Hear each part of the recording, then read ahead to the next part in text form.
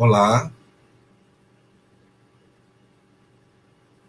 boa noite a todos. Nós estamos dando início a mais uma live da Sociedade Amazonense de Pediatria. Nesse dia, uma live em alusão ao Novembro Roxo, o mês da prematuridade, exatamente na véspera do Dia do Prematuro, amanhã, dia 17 de novembro. Essa live, ela foi planejada exatamente para discutirmos, aproveitarmos o tema para discutir os desafios que encontramos na Amazônia para melhorar os desfechos da prematuridade, diminuir a mortalidade, melhorar a assistência. Para isso, eu conto com um time de colegas aqui da cidade de Manaus para abordarmos alguns temas relacionados ao pré-natal, ao atendimento do recém-nascido, prematuro na UTI, manejo da lactação do prematuro, até o segmento desse bebê após a alta.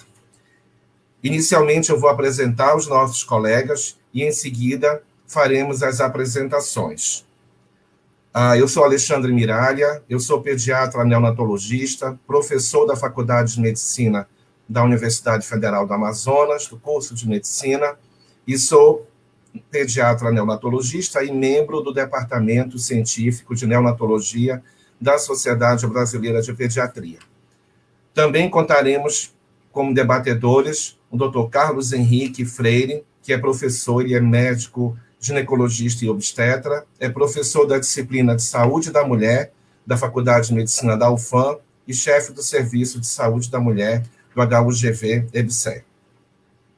Em seguida, nós teremos a participação da doutora Paula Célia Menezes, que é pediatra e neonatologista da Cooperativa Pediátrica de Assistência Neonatal do Amazonas e da Maternidade Moura Tapajós.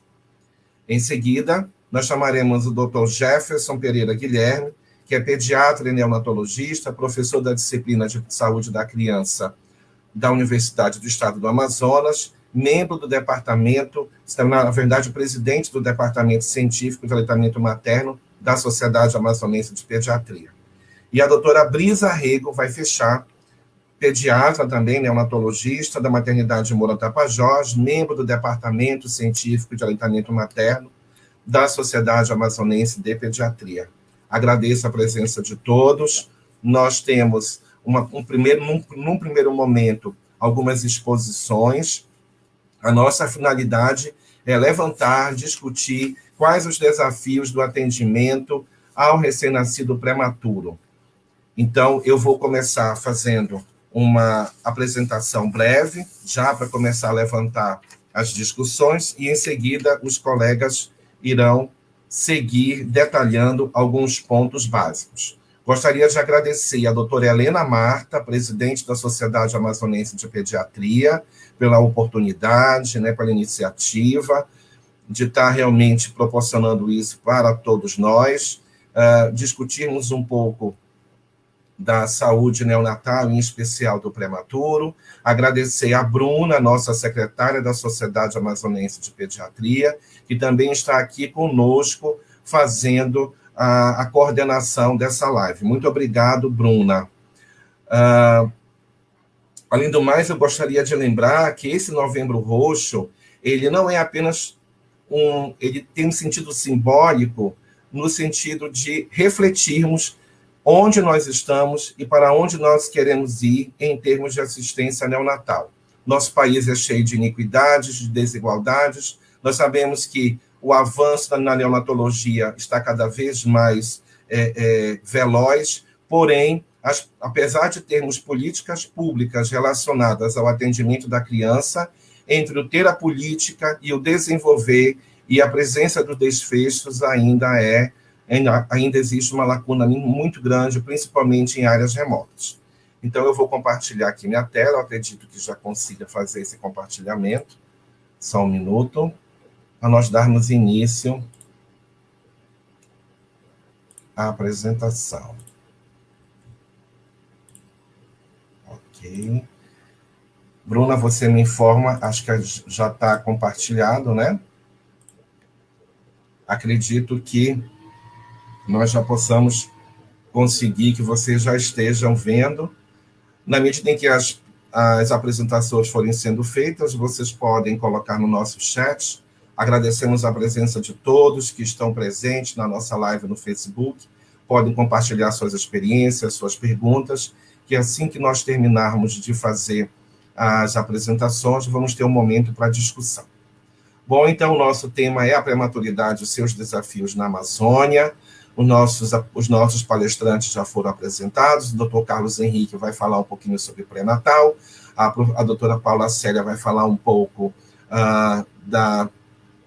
do atendimento na UTI. O doutor Jefferson vai falar um pouco sobre o manejo da lactação no prematuro, as dificuldades, os desafios. E a doutora Brisa vai seguir com o segmento. Mas nós precisamos começar trazendo algumas informações numa publicação da Organização Mundial da Saúde, que é o Board Sum, que mostra para a gente, que foi publicado em 2012, que em torno de 15 milhões de recém-nascidos nascem prematuros e nascem muito precoce por ano.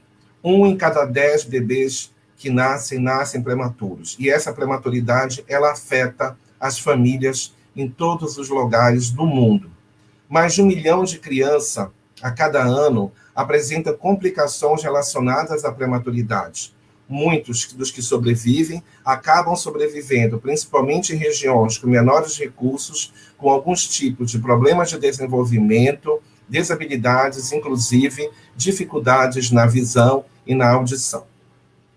Houve uma mudança temporal ao longo do tempo, isso aqui é um trabalho publicado pelo Grupo de Minas Gerais, entre 1990, comparando aqui 2015, em relação às principais causas de mortalidade da infância. E aí a gente consegue ver que realmente aqui em 2015, quando foi feito a última avaliação desse trabalho, o quanto que aumentou realmente essa carga da prematuridade em termos de mortalidade infantil. Aqui nós são dados do DataSUS, e que mostra aqui o estado do Amazonas, né, entre todos, a gente consegue ver uma comparatividade entre 1990 e o ano 2000 e 2015, aqui nesse caso já. Vejam o quanto que em 15 anos nós tivemos redução dessa taxa de mortalidade neonatal. Aqui a gente está falando da taxa de mortalidade neonatal como um todo, sem levar em consideração causa. Nós estávamos numa situação no ano 2000, em torno de 21,7 para cada 1.000, e em 2015 nós conseguimos chegar à marca de 11,1. Porém, o problema persiste, porque não basta nós olharmos apenas para os números. Os números, em alguns momentos, quando nós vamos para o DataSUS, eles aumentam um pouquinho, diminuem, mas nós temos que pensar na qualidade, na efetividade da assistência. E aqui vocês podem ver aquele mesmo trabalho, pelo mesmo grupo de Minas, publicado em 2017, a prematuridade em 1990 já tinha uma carga relativamente alta na mortalidade neonatal e, portanto, na mortalidade em crianças menores de 5 anos, e agora em 2015, e isso não mudou, né, nós continuamos com essa carga ainda alta. Há de se falar também sobre o impacto da prematuridade na sociedade, que vai muito além do impacto físico, do impacto psicológico para a criança, né? As dificuldades no desenvolvimento, no crescimento e para as famílias, mas também há de se falar do impacto econômico. A ONG Prematuridade entrevistou entre os anos de 2016 e 2019 2.900 famílias de bebês prematuros, e dessas, 51 dias foi a média de internação dos bebês. Essa mesma ONG verificou que 63,7% dos bebês permaneceram até 60 dias internados após o nascimento, 26% ficaram entre 2 e 5 meses, e 1% dos bebês ficou mais de 6 meses em cuidados intensivos. Então, esse custo da prematuridade para a saúde pública, ele pode ultrapassar, devido em relação a alguns trabalhos, 8 bilhões por ano no país. Porque em qualquer país, seja ele desenvolvido ou não, o custo diário de um bebê internado na UTI neonatal é muito elevado. Ele necessita de equipamentos, de medicamentos caros para sobreviver, muitas das vezes a necessidade de medicamentos e equipamentos que não há nem no Brasil, né, tem que fazer a importação. A gente já teve casos aqui em Manaus, e em outros estados não é diferente. bebês que precisam ser submetidos a exames, procedimentos, interconsultas com subespecialistas que às vezes não existem em determinadas regiões remotas, isso tudo gerando um impacto significativo aos cofres da saúde, e afeta não só o sistema público, o Sistema Único de Saúde, mas também os serviços da saúde suplementar. O Centro Paulista de Economia da Saúde da Universidade Federal de São Paulo, entre 2009 e 2011, verificou que o custo médio diário de bebê prematuro internado era em torno de R$ 497,84. Né? Considerando um período de 51 dias, como nós colocamos ainda agora de internação, a gente pode chegar a um custo médio total diário de 25 mil por criança ao término dessa internação. Isso significa aqui mais ou menos um cálculo bem rápido, né, bem conservador, e levando em consideração que esse parto prematuro quantitativo que existe no país, e levando também em consideração esse valor, nós teríamos aproximadamente um custo de R$ 8 bilhões por ano. Um outro estudo realizado na Santa Casa de Misericórdia e Maternidade Rondonópolis, no Mato Grosso, apresentado no Congresso Brasileiro de Custos de 2017, já foi um pouquinho além. Eles verificaram um custo de R$ 934,48, e levando em consideração que eles mesmos 51 dias praticamente dobra o valor ao término, representando mais de 15 bilhões de reais por ano para o cuidado intensivo dos bebês prematuros no Brasil. E nós sabemos que existem medidas simples, mais baratas, que podem ter impacto significativo nessa redução. Como a gente está falando um pouquinho dos impactos e desafios na Amazônia, em especial no estado do Amazonas, a gente traz aqui para uma percepção de todos o quanto que nós temos numa estimativa do site do IBGE, nós somos 4.230.988 habitantes, em um estado onde a densidade demográfica é muito baixa, porém na cidade de Manaus ela é alta, num estado onde toda a rede terciária de atenção ao recém-nascido gravemente enfermo se encontra na capital. Nós não temos leitos de UTI no interior, não existe uma descentralização desse atendimento neonatal. Tudo isso com um impacto muito grande para que a gente possa reduzir a morbimortalidade dos nossos prematuros. Na cidade de Manaus, nós somos basicamente a metade da população, e a outra metade fica exatamente no interior. E eu costumo dizer que ficam pulverizadas em locais onde realmente, para você conseguir ter acesso a um polo um pouco mais com infraestrutura, pode significar uma demora de horas a dias. Levando em consideração uma publicação do Born to Soon de 2010, e também tem no de 2012, e pegando aqui um slide da doutora Albertina Rego, nossa presidente do Departamento da Sociedade de Pediatria, da Neonatologia, fazendo aqui um paralelo entre os nascimentos, né, ela pegou e traduziu e colocou apenas os dados brasileiros, levando em consideração que em 2018 nós tivemos 2.944.932 crianças nascidas vivas, e aqui a carga da prematuridade, né, aqui nós temos mais de quase 300 mil crianças, na verdade nós temos aqui 300.736 crianças nasceram prematuras no ano de 2018. E vejam só, para nós, né, aqui em Manaus, aqui no Amazonas, falando de Amazonas, nós temos um quantitativo relativamente significativo, que equivale a 2,9% dos nascimentos prematuros do Brasil, aqui no nosso estado. Então, a gente não pode deixar de considerar que são muitas crianças aqui, mais de 7 mil, quase 8 mil e poucas crianças que realmente prematuras que nascem vão precisar de assistência. No Amazonas, 78.062 é o número de nascidos vivos em 2018, e em Manaus nós temos 38.588. E, novamente, nasce basicamente na cidade de Manaus metade das crianças e a outra metade nasce. Então, nós temos aqui um paralelismo, né, uma disparidade muito grande de crianças que nascem em lugar que tem melhor condição de atendimento e outras nem tanto.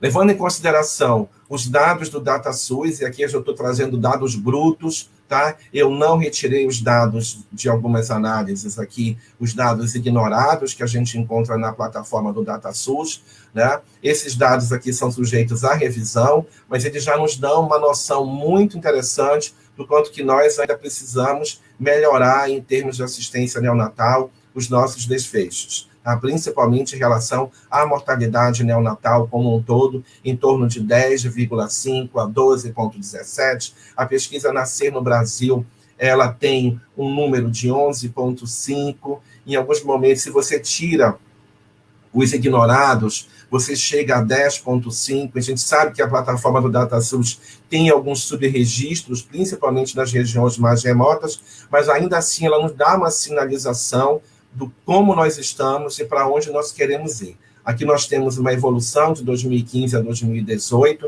a gente pode ver que não variou tanto o quantitativo de nascidos vivos no Amazonas, nem na cidade de Manaus, e você pode ver que esses óbitos praticamente são a metade, né, dos óbitos abaixo de 37 semanas, metade vão a óbito tanto na capital, metade vão no interior. Então, sinaliza que a gente ainda tem um longo caminho para começar, não deixando de olhar para a capital, mas também tendo um olhar bem diferenciado de como que a gente pode trabalhar o interior, principalmente na assistência básica.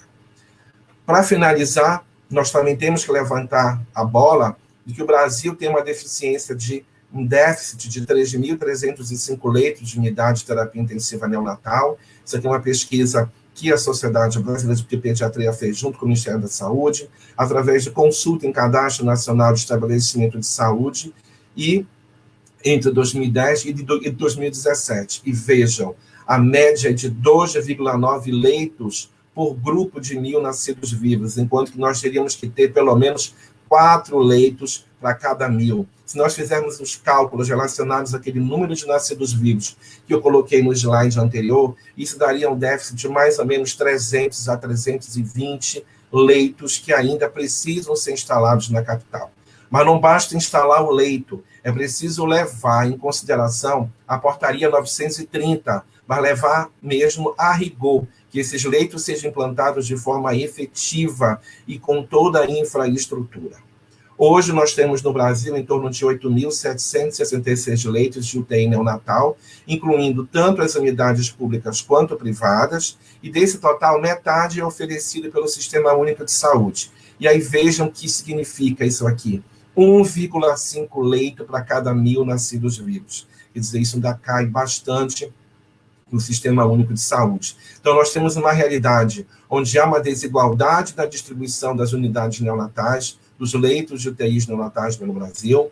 De uma forma geral, o Rio de Janeiro é um dos estados que tem a maior razão de leitos, mas 4 unidades da federação apresentam taxa de 1,1 leito para 1.000 nascidos vivos. Por incrível que pareça, as 4 unidades federadas são da região norte, uma região que ainda está invisível para o resto do Brasil e para os gestores públicos federais.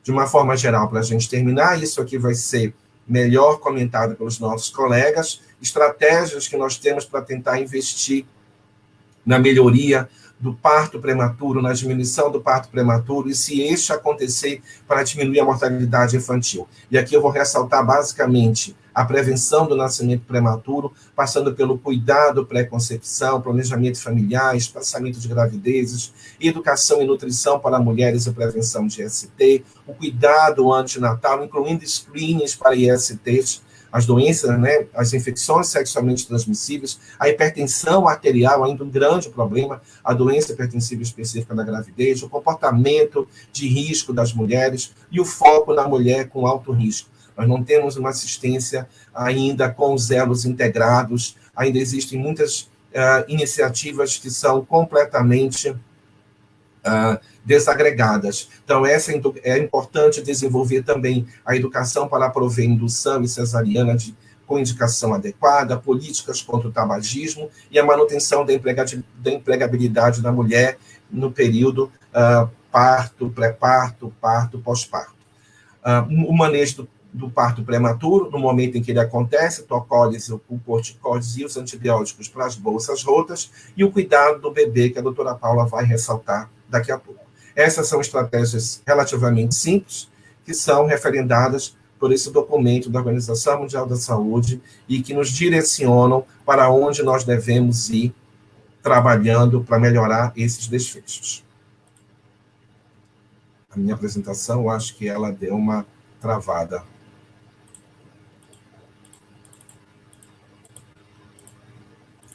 Eu acho que, com isso, encerra a apresentação. Muito obrigado. Eu passo a palavra agora. Vou descompartilhar essa tela, só um minuto. Vou chamar agora o nosso colega, professor Carlos Henrique Freire, que é ginecologista e obstetra, para falar para a gente um pouco sobre o pré-natal. Carlos, está com você. Ok, Alexandre, obrigado. Primeiramente, eu queria agradecer, né, a esse convite, agradecer a Helena Marto, o Alexandre Miralha, pelo esse convite, por estar conversando com vocês sobre um tema que, para mim, é muito importante, porque, quem não sabe, há 21 anos atrás, eu fui pego pela prematuridade do meu terceiro filho, meu filho mais novo, que nasceu de 29 semanas com 1,4 kg aqui nessa cidade há 21 anos atrás. Então, eu tenho um carinho e uma dívida de gratidão muito grande por essa especialidade de pediatria, né? Eu chamo pediatria, mas incluindo neonatologia como um todo. Então, isso me deixa muito satisfeito de poder estar aqui, entre outras coisas, estar aqui conversando com vocês sobre a prematuridade.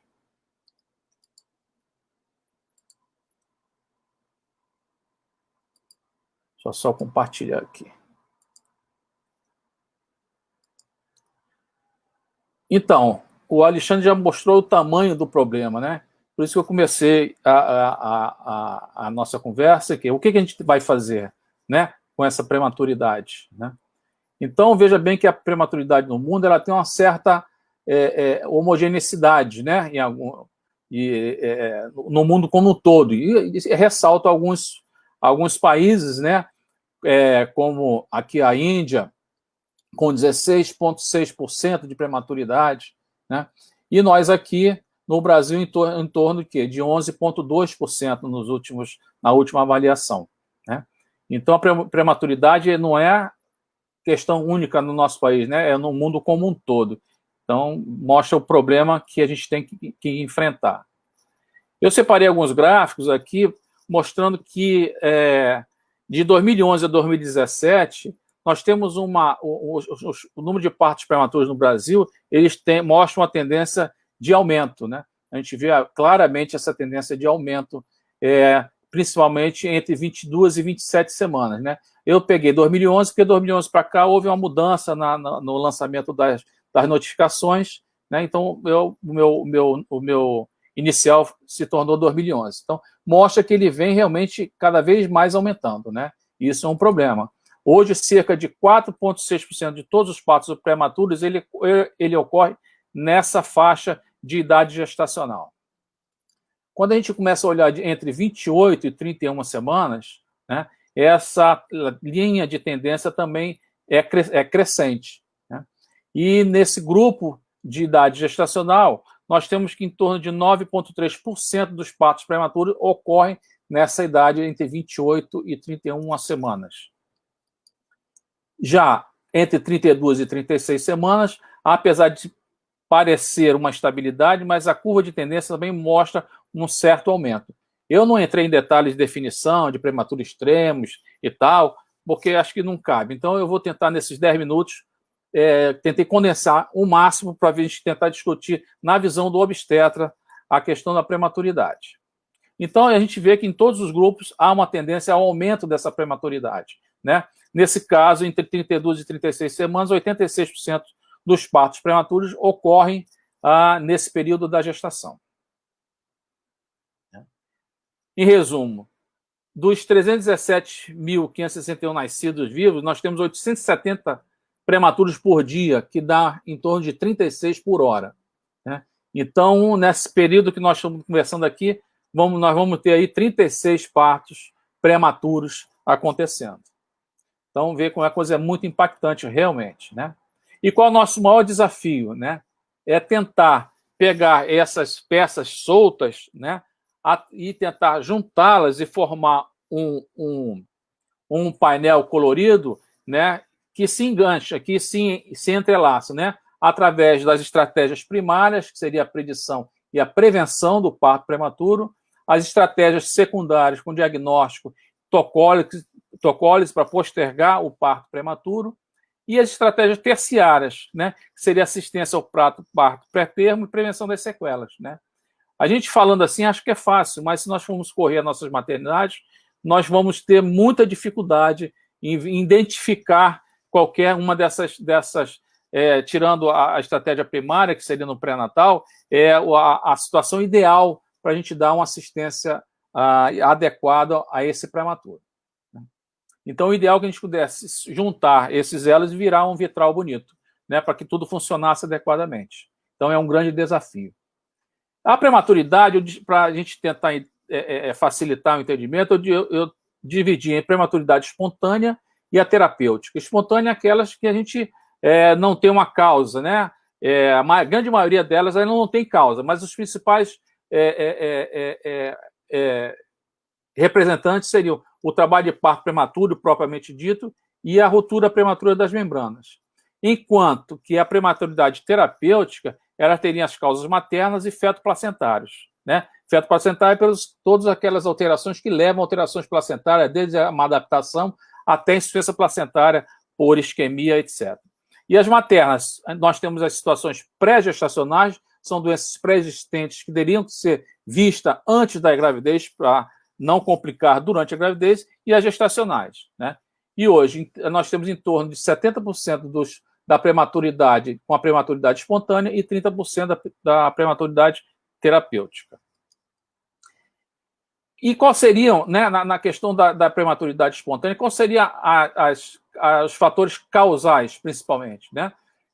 Nós teríamos, a gente pode dizer que a gente tem uma via inflamatória comum, né, que vai desaguar em quê? Na ativação da contratilidade uterina, na rotura prematura das membranas ou mesmo na maturação cervical precoce, né? Isso tudo são fatores de risco para o parto prematuro, né?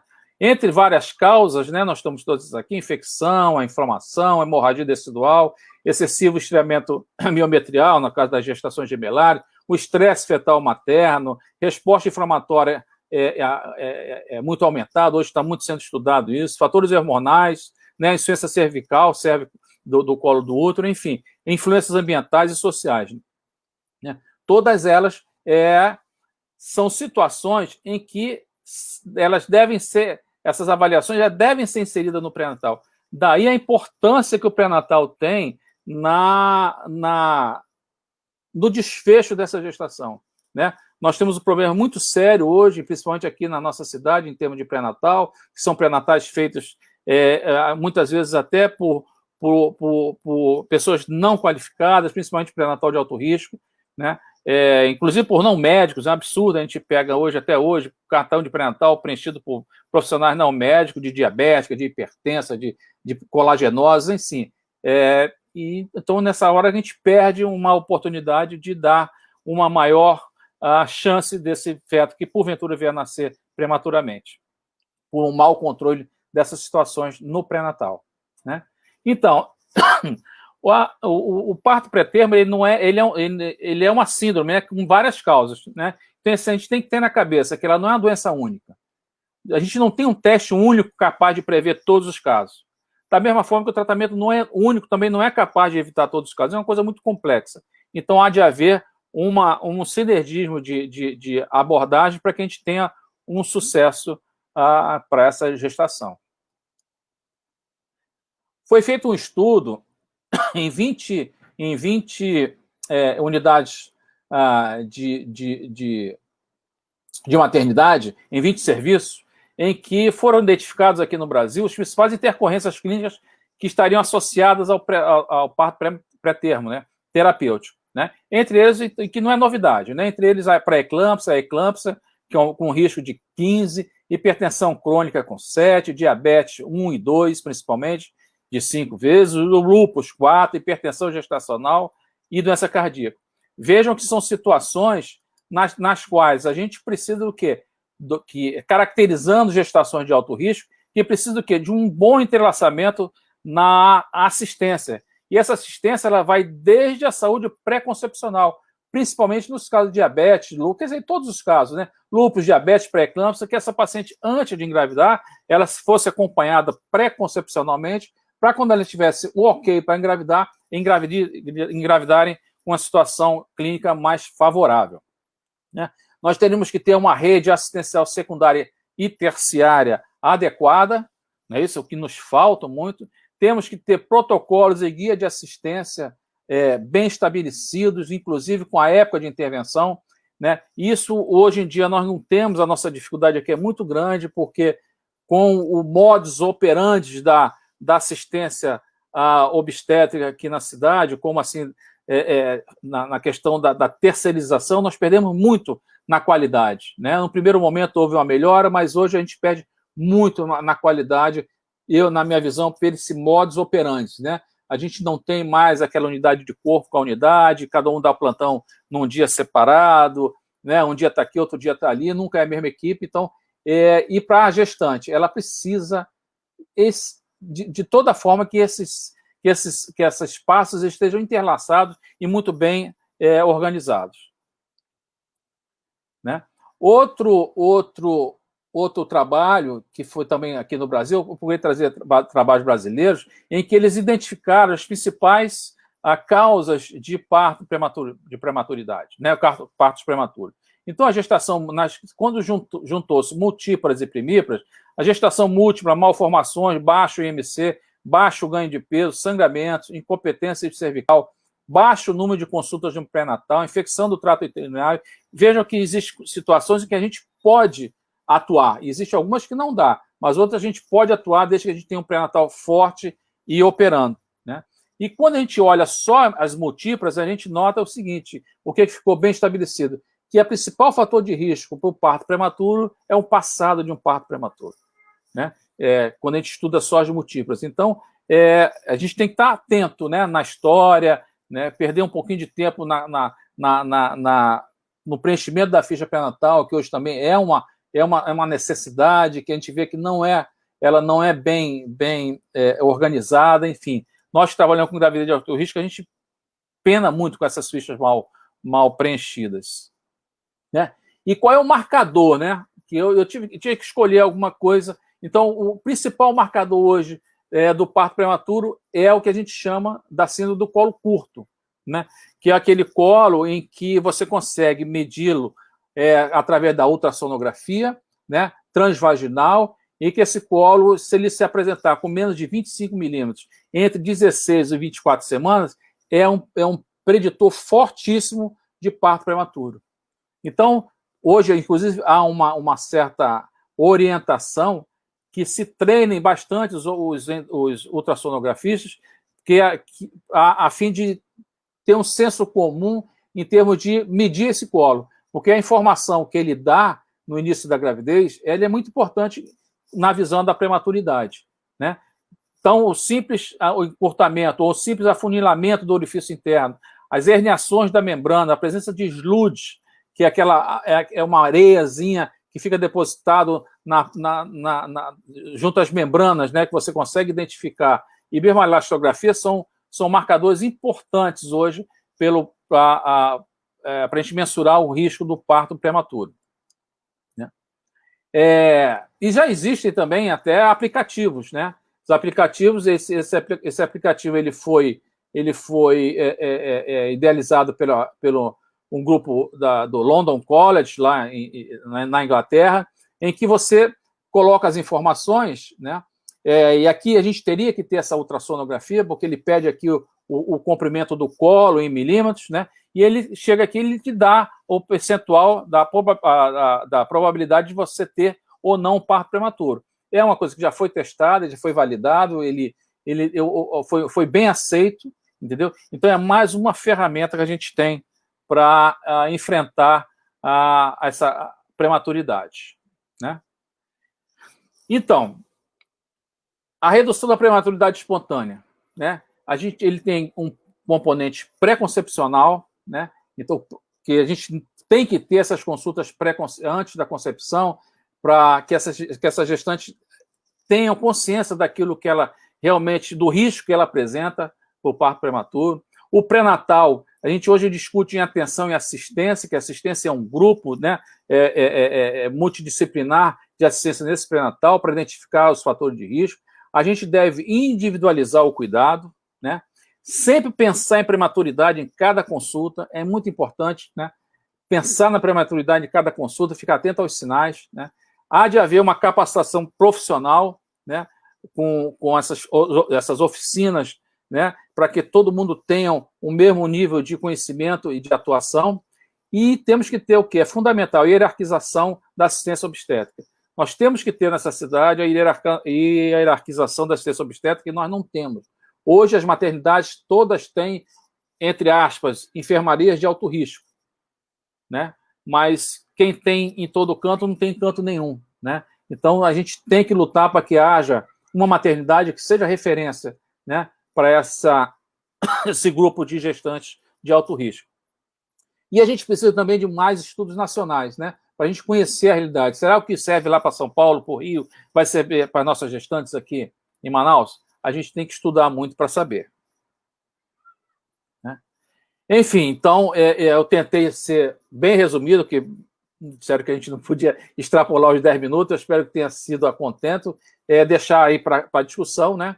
E lembrar, ter sempre isso na cabeça, que 1 em cada 10 recém-nascidos são prematuros, né? 1 em cada 10 recém-nascidos é prematuro. Então, que a gente dê a atenção que essa situação merece, certo? Então, mais uma vez, eu queria agradecer, e era isso que eu tinha para falar, gente. Interromper. Aí muito fica para discussão aí, à disposição, isso. Tá, gente? Muito obrigado, muito boa a exposição. Eu tentei, né? Nos 10 minutos. Vamos ter aí, tem pano para manga. Chamar agora a doutora Paula Célia Menezes para fazer a sua apresentação.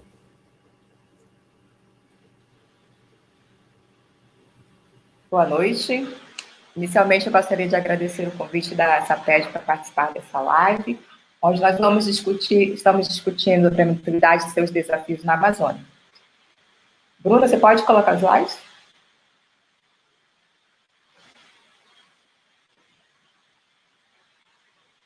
Então, nós vamos falar da assistência do recém-nascido prematuro na UTI neonatal. Qual é a realidade aqui na nossa região? Então, em Manaus, nós temos 7 maternidades públicas, né, sendo 6 estaduais e uma municipal. 3 dessas maternidades são consideradas referências para alta complexidade, mas as menores também recebem parturientes em trabalho de parto prematuro. Então, ao total, nós temos 54 leitos de UTI para todo o estado do Amazonas, visto que não há UTI no interior, no nosso estado.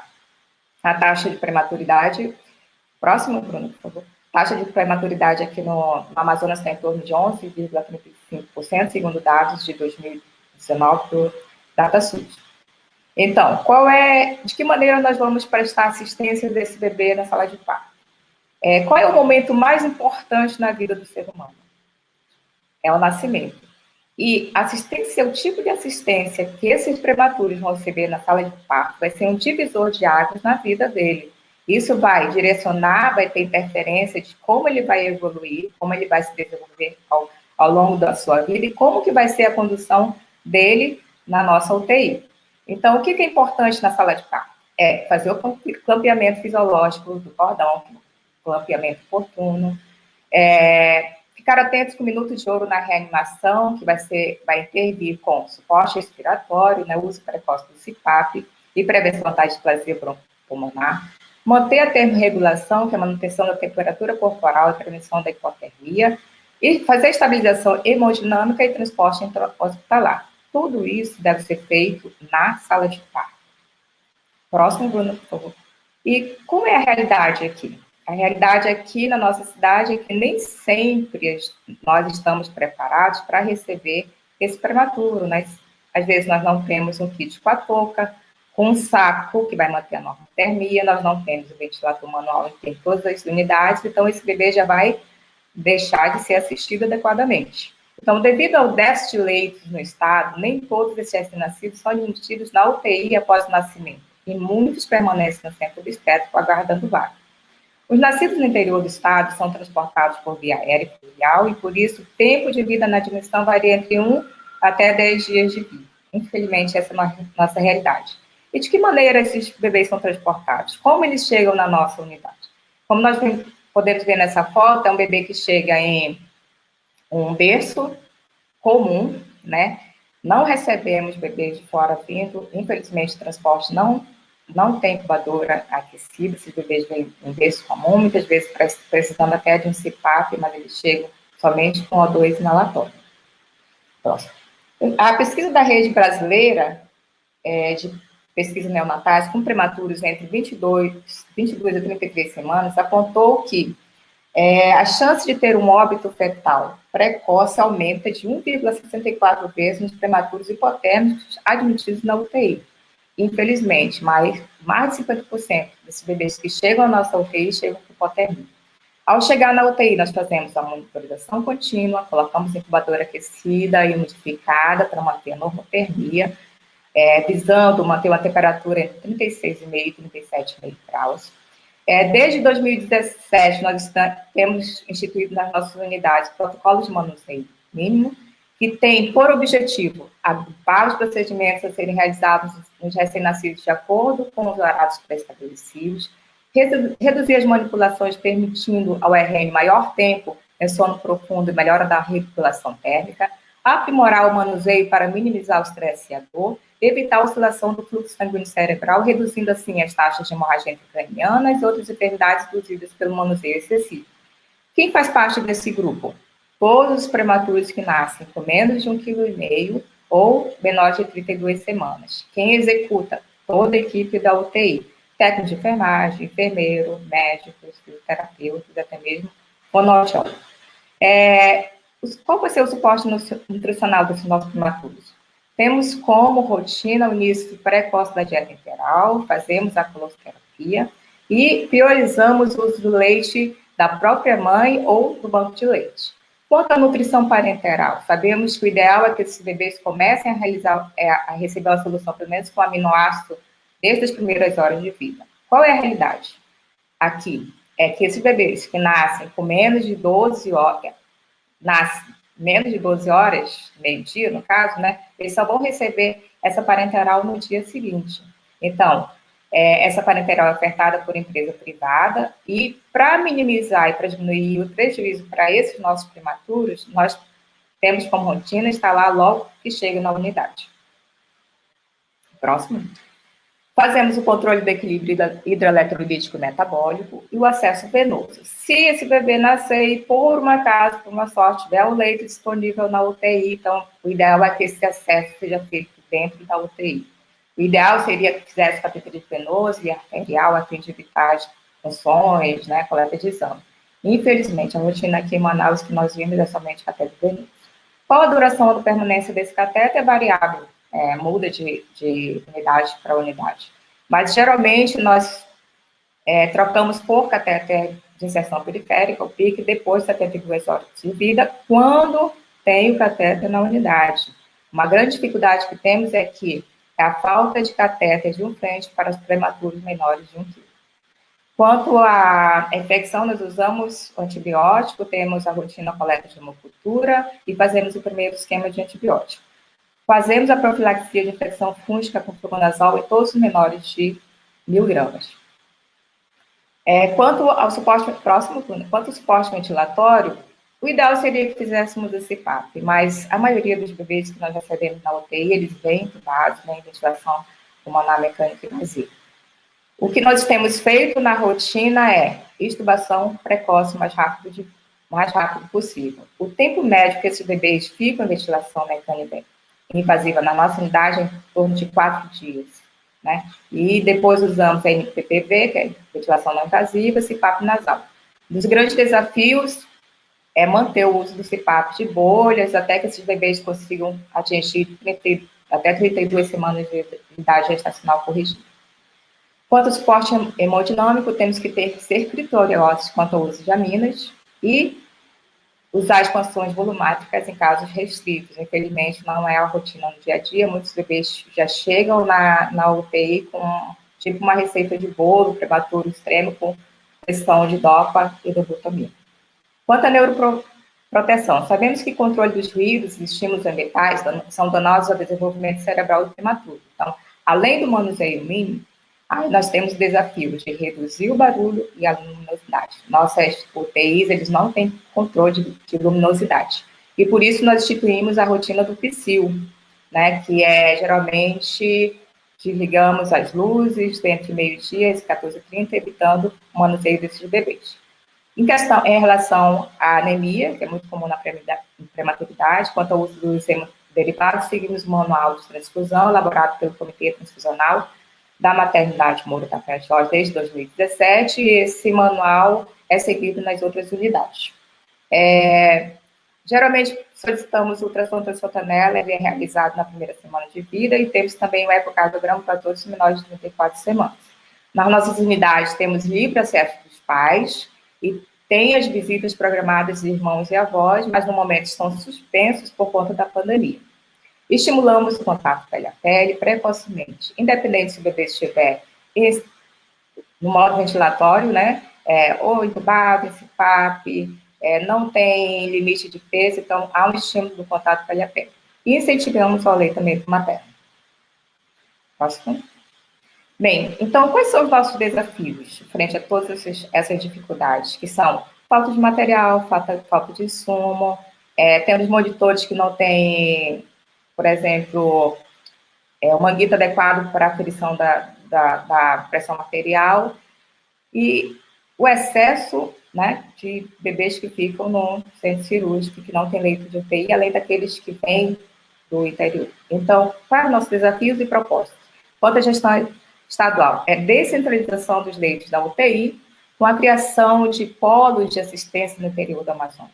Montar equipe multiprofissional capacitada, incluindo cirurgia pediátrica, oftalmologia, neuropediatria, fonoaudiologia e fisioterapia. Nós não temos cirurgião pediátrico nas maternidades. Então, não tem nenhuma maternidade é equipada para fazer o procedimento de nenhum prematuro. Então, a organização da assistência por cirurgias e alguma maternidade de referência para que possa fazer esses procedimentos. Organizar equipe ou serviço especializado em transporte neonatal, que é uma carência aqui na nossa cidade. Quanto à gestão municipal, nós temos que ter mais rapidez na liberação de resultados futuros, fazer treinamentos de reanimação neonatal para prematuros e sensibilização do método canguru continuado. Quanto à assistência, reduzir o uso de antibióticos desnecessariamente, suspender precocemente, reduzir o tempo de ventilação mecânica, incidência na broncodisplasia, reduzir o índice, pode prestar, Bruna, por favor, pode reduzir o índice de hemorragia intracraniana. Nós temos uma alta incidência de hemorragia intracraniana em menores de 1.000 gramas, cerca de 73% dos nossos bebês têm hemorragia intracraniana, estando mais relacionados com a assistência. Muitas vezes, no primeiro exame que nós fazemos na UTI, até com 72 horas de vida, já mostra hemorragia grau 3, às vezes até com grau 3 e dilatação ventricular. E, finalizando, assim,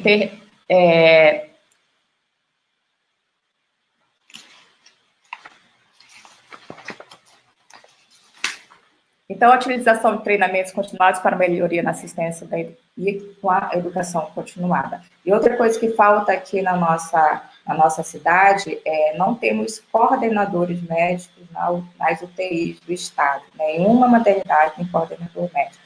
Isso é essencial para a melhora na assistência desses prematuros. Era isso que eu falei rapidamente, porque é pouco tempo, mas eu fico à disposição para a discussão. Obrigada. Obrigado, Paula. Ótima apresentação. Então, quando a gente não consegue prevenir o parto prematuro, o leito de UTI ele é indispensável. Então, mais uma fala no sentido de como a gente precisa otimizar e ter leitos de UTI adequado com toda essa estrutura, e aí faz a gente pensar que aquela carga financeira, né, aquele custo seja bem elevado. Vamos chamar agora o Dr. Jefferson Pereira Guilherme, que vai falar com a gente sobre o manejo da lactação, que começa dentro da UTI, até antes mesmo do nascimento, ainda no pré-natal, mas que continua na UTI e após a UTI. Jefferson, é com você.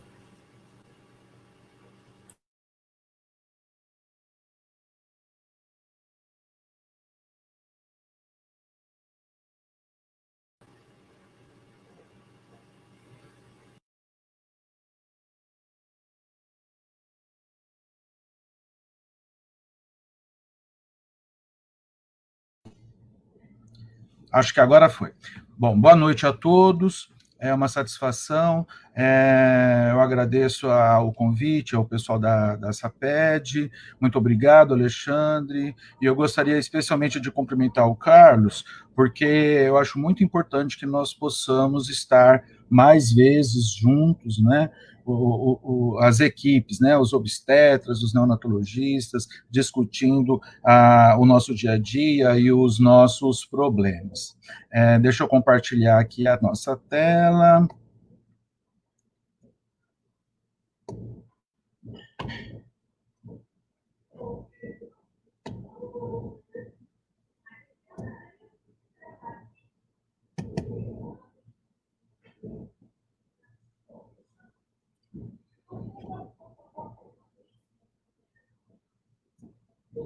Acho que deu certo, né?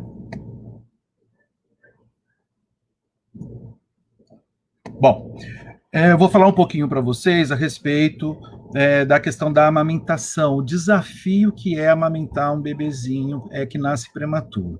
Então, vocês estão vendo aí, né, o sucesso, né, amamentar o bebê prematuro, quanto mais prematuro ele for, mais difícil isso vai acontecer. Eu não vou perder tempo falando de todos os benefícios que a amamentação provoca, né, nesses bebês. A gente sabe já dos benefícios para o bebê a termo, saudável, mas cada vez mais também se avolumam evidências para fortalecer a questão da amamentação entre os bebês prematuros. Então, nós temos já muita evidência a respeito da prevenção da enterocolite, da prevenção da infecção na unidade neonatal, e mais recentemente vem saindo muitos trabalhos, já existem revisões sistemáticas apontando, né, que o uso do leite humano e principalmente do leite da própria mãe também reduz a incidência da broncodisplasia e da retinopatia da prematuridade. Então, o que a gente tem que entender?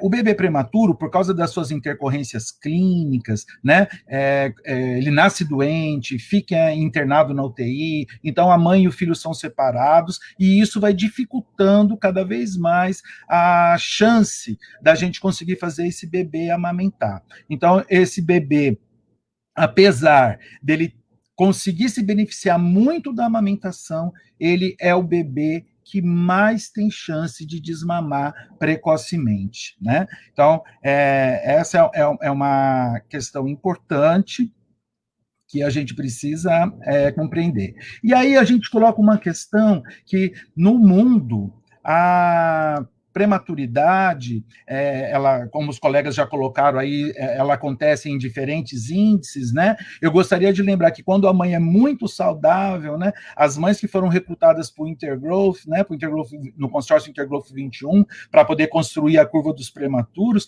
o índice de prematuridade no grupo deu 5%, né? Por quê? Porque só foram escolhidas mães extremamente saudáveis, né?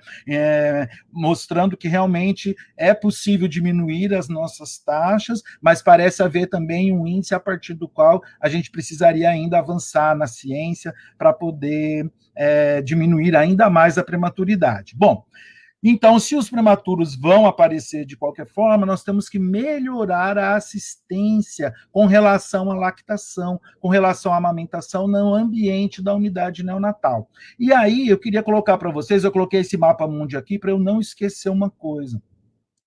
Por exemplo, existem países nórdicos, né, os países do norte da Europa, eles conseguem taxas de amamentação exclusiva entre bebês de risco, abaixo de 32 semanas, abaixo de 1.500 gramas, taxas altas de 80%, 90% dos bebês saindo em amamentação exclusiva. Ao mesmo tempo, nós temos países do primeiro mundo, por exemplo, os Estados Unidos, né, em que os bebês, eu vi uma revisão sistemática, com mais de 5 mil bebês abaixo de 1.500 gramas, só 5% dos bebês deles saíam em aleitamento materno exclusivo. Então, isso demonstra que ainda existe a mudança do paradigma, pode mudar sobremaneiramente os desfechos, os resultados. E qual é o paradigma do Brasil?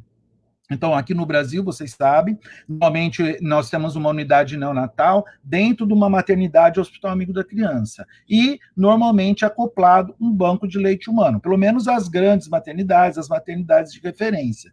Então, tem que cumprir os 10 passos, tem que favorecer a amamentação. Então, assim, esses desfechos favoráveis da amamentação, eles acontecem nesse contexto. Então, eu estou dentro de uma maternidade que cumpre os 10 passos para o sucesso do aleitamento, eu tenho uma unidade neonatal que cumpre o método canguru, eu tenho uma maternidade que cumpre, que tem banco de leite para ofertar o leite humano, né, de forma preferencial para o recém-nascido. Eu tentei organizar, assim, existem muitas questões clínicas, né? Eu tive que abordar alguns tópicos apenas por causa da escassez do tempo, mas eu gostaria muito de ficar com essa ideia de, ao longo da internação do bebê, eu tenho estratégias para fazer mais na primeira etapa do método canguru, estratégias mais na segunda etapa e outras estratégias mais na terceira etapa. Então, eu vou passar rapidamente por algumas estratégias. Na primeira etapa, sem sombra de dúvida, fortalecer o método canguru, né? Mas, assim, o contato pele a pele, lembrando que a evidência científica é para o contato pele a pele. A colossoterapia, que eu acho que isso é um desafio, né? A gente precisa melhorar a questão da ordenha à beira-leito. Aqui já existe nota técnica do Ministério da Saúde recomendando a ordenha à beira-leito. E a gente ainda não faz isso de forma sistemática, então isso é uma limitação, precisamos melhorar essa questão, né? E dessa forma aproveitar melhor a colossoterapia. Sobre essa questão na primeira etapa, eu gostaria de reforçar com esse gráfico, né? Aqui na linha vermelha a gente vê mulheres usando só a ordenha manual, né? Na linha intermediária a ordenha mecânica usando bombas, e o grupo 3 lá em cima utiliza o sistema misto, né? Uma mescla de ordenha mecânica e ordenha manual conjuntamente, né? Parece que esse é um sistema que consegue extrair ainda mais volume de leite das mamas nesta etapa. Lembrando que a produção de leite, nesse momento, né, dentro da UTI neonatal, ela é completamente ordenha dependente.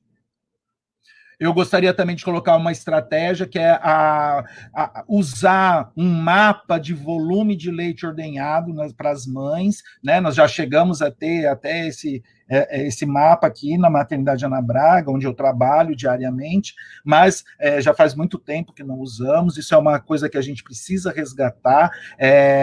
Quando a mãe registra o volume de leite que ela ordenha em cada sessão de ordenha, né? Isso é importante que ela tenha meta, né? E a meta não pode ser o volume de leite prescrito, tem que ser o dobro do volume de leite prescrito. É muito importante, já tem trabalhos mostrando que quando a mulher, ao final da segunda semana, 14 dias, né? Estou falando só de bebezinho abaixo de 1.500. Se ela retira menos de 500 ml de leite por dia, isso está associado com desmame precoce. Então, toda unidade neonatal deveria ter essa preocupação, né? Que a mulher consiga fazer a ordenha. A gente faz que nessa fase a produção de leite é completamente ordenha dependente, então é muito importante que haja uma equipe, praticamente um time, né? Igual tem um time do PIC, um time da infecção, que controla a infecção hospitalar, que haja também um time que promova a facilitação da ordenha, enfim, todas as práticas que favoreçam a amamentação no ambiente da UTI. E na segunda etapa, a gente vai reforçar, né? Lembrando que na segunda etapa o bebê já está naquela fase mais estável, a mãe já se envolve mais com os cuidados, e aí, então, favorecer bastante a questão da translactação. Esse é outro grande desafio aqui na nossa região, sobretudo aqui na nossa cidade, porque nós não conseguimos ainda implantar a translactação de forma sistemática nas unidades.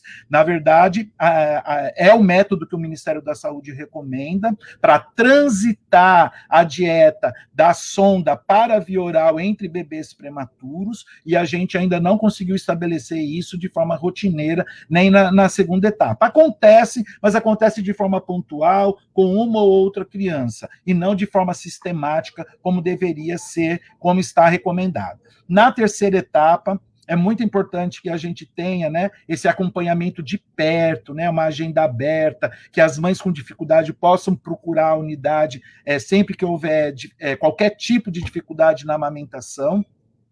E eu vou destacar aqui a tríade do manejo da amamentação, que é o aconselhamento em aleitamento materno, o manejo clínico, né? Então a equipe tem que ter vivência, né? As dificuldades, elas possuem diagnósticos, né? A gente não pode ficar conduzindo a amamentação sem levar em consideração a ciência e as boas práticas baseadas em evidência, né? E é muito importante que a equipe tenha essa experiência, essa vivência em amamentação na terceira etapa. Eu trago esses dados, né, da maternidade Ana Braga, né, só com bebês abaixo de 1.500 gramas, ok? Com bebês acima de 1.500 gramas, o nosso índice de amamentação é acima de 90%, mas com bebês abaixo de 1.500 gramas, você vê que nesse trabalho, analisando 256 crianças, né, no momento da alta hospitalar, 70% estavam em amamentação, e no momento da alta ambulatorial, né, a gente perde ainda mais alguns bebês, né, cerca de 2/3 das crianças estavam em aleitamento materno. Eu já estou quase finalizando. Eu gostaria de trazer, né, para nosso alerta, que crianças são muito suscetíveis de desmamarem precocemente. Então, bebês extremos, né, eles estão sendo cada vez mais frequentes dentro da nossa UTI, os bebês abaixo de 1.000 gramas, os abaixo de 28 semanas, crianças com tempo de internação muito prolongado, cujas mães não são devidamente assistidas com relação à amamentação, são de alto risco para desmame precoce. Todas as crianças com ventilação mecânica acima de 7 dias, né? Crianças que fazem uso do copo ou de mamadeira na fase ambulatorial, isso também são fatores de risco para o desmame precoce, e ser gemelar continua sendo também um fator de risco importante para o desmame precoce. Gostaria, por fim, de colocar para vocês que a gente pode ter, então, trabalhar com marcadores para já sinalizar para a equipe marcadores de desmame precoce. Então, por exemplo, nasceu um bebê, internou na UTI, poxa, ele tem menos de 1.000 gramas, a gente já sabe que esse bebê é um bebê de risco para desmamar precocemente, né, dentro desse contexto nosso da amamentação num hospital amigo da criança, com banco de leite, e que faz método canguru. Aí você vai vendo o tempo de internação da criança, ao longo da internação, poxa, esse bebê já passou de 1 mês, 2 meses é um marcador precoce de desmame. A gente precisa estabelecer estratégias para poder, de forma singular, atender esse bebê vai apresentar chance aumentada para o desmame precoce. E, por fim, um marcador tardio, né? Os trabalhos mostram muita associação da mamadeira com o desmame precoce, mas no nosso contexto, a introdução da mamadeira, por nós sermos um hospital amigo da criança, ela só acontece lá tardiamente, já na fase ambulatorial, quando as coisas já não estão dando certo, né? A amamentação exclusiva já não é mais possível. E aí acaba entrando a mamadeira, né? Um método alternativo aí. Então, a mamadeira seria só um marcador tardio de dificuldade ou de risco para o desmame precoce. Então, esses são os nossos desafios, né? Mas eu gostaria muito de salientar que as intervenções com maior impacto nas mortes neonatais, elas são mais dependentes de pessoas com habilidades do que de tecnologias e bens. Então, a amamentação é uma estratégia extremamente importante, com muito impacto na saúde neonatal, como também o método canguru. Ok? Basicamente, era essa a minha conversa, e eu fico, então, para depois conversar com vocês e responder a algum questionamento. Ok? Muito obrigado. Ok, Jefferson, muito obrigado. Excelente apresentação. Colocou realmente os pontos mais, os nós, né? Que a gente tem que desatar, sair desatando. Vou chamar agora a doutora Brisa Rego para falar um pouquinho, então, o nosso neném. Acabou que não conseguimos prevenir no pré-natal, ele nasceu, foi para a UTI, passou por uma série de cuidados, um deles a alimentação, conseguimos dar alta do neném, e agora a doutora Brisa vai falar um pouquinho para a gente sobre esse segmento. Brisa, é com você. Obrigada, Alexandre, uma boa noite a todos. Eu gostaria de agradecer ao convite, em especial ao Alexandre e à doutora Helena Marta, e vamos falar um pouquinho do que a gente trabalha, do que a gente gosta de fazer, que é falar um pouquinho sobre o follow-up do bebê prematuro de alto risco. Bruna, você pode colocar meu primeiro slide, por favor?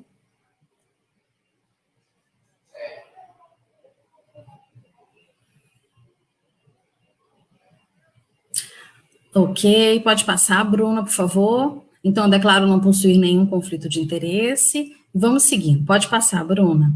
Então, a nossa agenda de hoje, a nossa discussão de hoje, a gente vai falar um pouquinho da importância do segmento do prematuro de alto risco, como esse segmento deve ser organizado, quais os recém-nascidos que devem ser inclusos nesse segmento, então, quais são os bebês que eu devo acompanhar no follow-up por um período maior de tempo. Quais são as principais morbidades, ou seja, as morbidades que os bebês apresentam e os nossos desafios que estamos ali, né, no ambulatório, no acompanhamento desses bebês. Pode passar, Bruno. Como já foi falado em todos os colegas falaram das taxas de prematuridade, então, na portaria 930 de 2012, o Ministério da Saúde já traz que em todo o mundo nascem anualmente mais de 20 milhões de bebês prematuros e de baixo peso, sendo que destes, 1/3 morrem antes de completar 1 ano de vida. É por isso que a gente está aqui hoje, para discutir sobre a prematuridade e principalmente os desafios que acometem aqui a nossa região amazônica. Pode passar, Bruna, por favor. Então, vamos lá. Falar da importância do acompanhamento do bebê prematuro de alto risco. Por que isso? Então, imaginem que durante muito tempo, nesses últimos anos, teve um avanço das tecnologias. Com isso, os bebês têm tido uma sobrevida maior, uma redução da mortalidade. Lembrando que em alguns países desenvolvidos como o Japão, bebês de 23 a 25 semanas saem para acompanhamento, tem os desfechos, claro, a longo prazo, alguns desfechos neurológicos bons ou não, mas são bebês que já têm uma sobrevida estabelecida. Lembrar dos modelos assistenciais, né, do período neonatal, não posso deixar de falar do método canguru, que ano passado já completou 40 anos, então é um método que durante muito tempo já vem sido, como o Jefferson acabou de falar, são sem tecnologias de alto custo e sem bens, apenas pessoas trabalhando para diminuir a morte e mortalidade desses bebês prematuros. E o principal objetivo da importância do segmento é acompanhar o bebê de forma estruturada, esses bebês de risco, para promover uma melhor intervenção precoce. Lembrar que toda avaliação e todo segmento, assim como no método canguru, ele tem que ser de forma individualizada, centrado tanto no bebê quanto na família. Então, no próximo slide, Bruna está com pressa, hein, Bruna? Como esse segmento ele deve ser organizado. Então, o segmento ele deve possuir uma equipe. Então, a equipe ela é fundamentalizada são vários profissionais que atuam no acompanhamento desse bebê prematuro, desde o pediatra, o neonatologista, o neurologista, o terapeuta ocupacional, o fisioterapeuta, os enfermeiros, os assistentes sociais. Então, é um grupo, os oftalmologistas, são um grupo de pessoas que devem ter o acompanhamento desse bebê ao longo do tempo. Lembrar que, além de possuir uma equipe, as nossas consultas com os bebês de alto risco, elas são, até os 6 meses de idade corrigida, elas são mensais, e vão passando a ser bimensal até o ano de vida, e seguindo no primeiro, no segundo, no terceiro ano.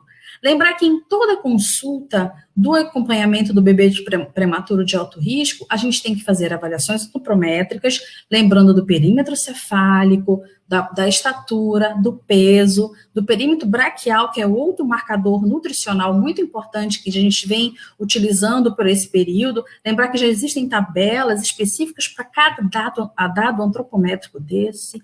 Lembrar que a nova caderneta de vacina, ela já vem com o novo gráfico do prematuro, então é mais um instrumento de acompanhamento desses bebês. Lembrar da parte nutricional, com acompanhamento com o nutricionista. Lembrar que esses bebês prematuros, eles podem ter retardo do crescimento tanto intrauterino quanto extrauterino, porque vai ser de acordo com as complicações da evolução dele no período dentro das internações da UTI neonatal. Lembrar da imunização do prematuro, e eu destaquei aí o palivizumab, que ele é um anticorpo monoclonal e que ele é feito no período de sazonalidade. Na nossa região, a gente começa a aplicação em janeiro e vai até o mês de junho. Lembrar da avaliação do crescimento é importante quando a gente fala em crescimento, porque todos os bebês que a gente acompanha no ambulatório devem ocorrer idade gestacional corrigida. Então, esses bebês também na plotagem do gráfico, eles devem estar com a idade gestacional corrigida. Uma outra coisa importante, a grande maioria dos bebês, no decorrer do período de acompanhamento, eles não alcançam o catch-up. Esse catch-up que a gente fala é quando eles conseguem acompanhar a curva mesmo da idade corrigida. Então, alguns podem ter um atraso, e é importante a avaliação individualizada de cada bebê. Lembrar que deve ser feito também avaliações laboratoriais de imagem. A avaliação do desenvolvimento tem uma importância hoje bem impactante, associada aos desfechos neurológicos a longo prazo. A escala de padrão ouro é a escala Bayley, sem falar das escalas avaliadas tanto pela parte da fisioterapia como a escala de Alberta, entre outras escalas. Então, é importante manter a avaliação contínua desse bebê. E lembrar também dos atrasos motores que podem ocorrer. Lembrar que dentro da escala de desenvolvimento, a avaliação ela não é só motora, ela é motora fina, ela é de linguagem. Lembrar dos transtornos globais do desenvolvimento, que são mais comuns em bebês prematuros. Lembrar que o MCHAT deve ser aplicado a partir de 18 meses. Isso também inclui nos bebês prematuros do follow-up de alto risco. Pode passar, Bruninha. E quais são os recém-nascidos que eu devo incluir no segmento? Eu dei um destaque na prematuridade, mas todos os prematuros que tiveram internação hospitalar e tiveram qualquer intercorrência, eles devem seguir no acompanhamento do ambulatório. E em destaque, eu me refiro aos menores de 32 semanas e os menores de 1,5 kg, porque são os bebês que têm maior risco de algumas morbidades que devem ser acompanhadas nesse período. Lembrando dos recém-nascidos asfixiados, dos bebês que recebem sanguíneo transfusão, né, devido à hiperbilirubinemia, os bebês que tiveram uma hipoglicemia sintomática e qualquer malformação, e entre outros bebês. Lembrar também que bebês que foram resfriados na prática da hipotermia terapêutica também devem ser inclusos como recém-nascidos de alto risco. Eu só destaco aí a prematuridade, que são bebês que têm maior risco de complicações e morbidades relacionadas à prematuridade. Pode passar, Bruno, por favor. E quais são as principais morbidades do período dos bebês prematuros? Então, eu destaquei algumas, então eu vou deixar em foco a retinopatia da prematuridade. Esses bebês devem ser acompanhados por um retinólogo experiente. Lembrar que se não feita uma intervenção precoce, pode levar a cegueira. Lembrar da displasia broncopulmonar, são bebês que podem ter esse tipo de morbidade e que na alta hospitalar podem precisar de oxigênio suplementar e monitorização através da oximetria. A doença metabólica óssea, que acomete cerca de 30% dos bebês com menores de 30 semanas, as cardiopatias, como as persistências do canais arteriais, as hemorragias peri-intraventriculares e a leucomalácia, que correspondem a quase 15% das paralisias cerebrais, mas vale a pena lembrar que só ser prematuro, sem hemorragia e ser do sexo masculino tem maior risco também de ter uma paralisia cerebral. Então, é importante a gente também acompanhar de forma contínua esses bebês. Lembrando dos distúrbios psiquiátricos e alterações de comportamento, como o transtorno do espectro autista e o TDAH, esses bebês têm quase 5 a 6 vezes mais riscos de ter um transtorno psiquiátrico do que os bebês nascidos a termo. Lembrar da doença do refluxo, que é bem comum nessa parte da prematuridade, as anemias, que devem ter a sua complementação de acordo com as recomendações atuais, a deficiência auditiva, então a gente fazer a triagem adequada da triagem auditiva devido ao bebê ser exposto a muitos ruídos na UTI e também medicamentos ototóxicos, a gente não pode esquecer de fazer uma observação nessa triagem auditiva. Lembrar que todos os bebês prematuros a gente pode seguir um fluxograma, mas a gente sempre vai avaliar o bebê de forma individualizada, com que as morbidades que eles trazem para a gente. Então, é um bebê que teve já uma hemorragia intraventricular, é um bebê displásico, então ele vai ter algumas alterações, vai ter distúrbio nutricional, então são bebês que a gente deve acompanhar de forma individualizada. Lembrar das afecções cirúrgicas. Então, muitos bebês prematuros são acometidos por hérnias inguinais e até mesmo umbilicais. Então, é mais comum nesses bebês do que no grupo de bebês a termo. Pode passar, Bruna. Dando uma pincelada rápida no que é o acompanhamento do bebê prematuro. Então, lembrar que quando a gente acompanha o bebê prematuro de alto risco, ele vem todo buscando desde o método canguru, seguindo da terceira etapa do método e entrando a partir daí no acompanhamento. Eu acho que os nossos maiores desafios hoje para as pessoas que trabalham com o prematuro de alto risco é ter uma equipe transdisciplinar, num único local, ou até mesmo que possa acompanhar esse bebê conjuntamente. A gente acaba discutindo aqui, se a gente não tiver uma equipe integrada, é difícil acompanhar, então é importante. A nossa posição geográfica, eu tenho um paciente que vem de Lábrea, são quase 700 quilômetros de Manaus, então uma descentralização do acompanhamento desses bebês, a gente não tem equipes para acompanhar esses bebês fora de Manaus, e a nossa posição geográfica e a distância que esses bebês levam para poder fazer um acompanhamento. Então, a gente tem que pensar nisso também na nossa localização geográfica. E eu acho que é uma dificuldade de todos os especialistas, essas crianças ter acesso a esses especialistas. Então, a dificuldade de uma avaliação oftalmológica adequada, do ortopedista, do neurologista, então uma fila enorme para poder fazer um atendimento neurológico de um desses bebês, e lembrar que toda vez que eu trago para fazer um diagnóstico, eu tenho que ter o segmento disso, que é o tratamento. Então, não adianta eu ter um oftalmologista na unidade neonatal e não ter como eu tratar uma retinopatia da prematuridade. Eu acho que hoje, e isso é um dos grandes desafios que a gente está enfrentando. Pode passar, Bruna, por favor. Eu queria, com esse slide, informar para vocês que existem ambulatórios de acompanhamento dos bebês de risco, são distribuídos pelas unidades básicas de saúde em distritos, então, em todos os distritos, como vocês estão vendo aí, tem um ambulatório que acolhe esse bebê. Lembrar que o Ministério da Saúde também lançou seu slogan esse ano, de Juntos pelos Prematuros e Cuidado do Futuro. Então, a importância hoje, a visão da importância do acompanhamento desse bebê, que a longo e a médio prazo podem ter desfechos bons e ruins, né? Próximo slide, Bruno, por favor. Aqui eu trago foto de alguns bebês, a gente tinha os depoimentos, mas infelizmente a gente não vai conseguir passar, porque a gente não conseguiu emitir os áudios. Então, são bebês que são acompanhados no ambulatório da maternidade Moura Tapajós. Pode passar, Bruna. Eu queria agradecer a todas as mãezinhas que fizeram seu depoimento, que falaram um pouco das suas experiências, das suas dificuldades.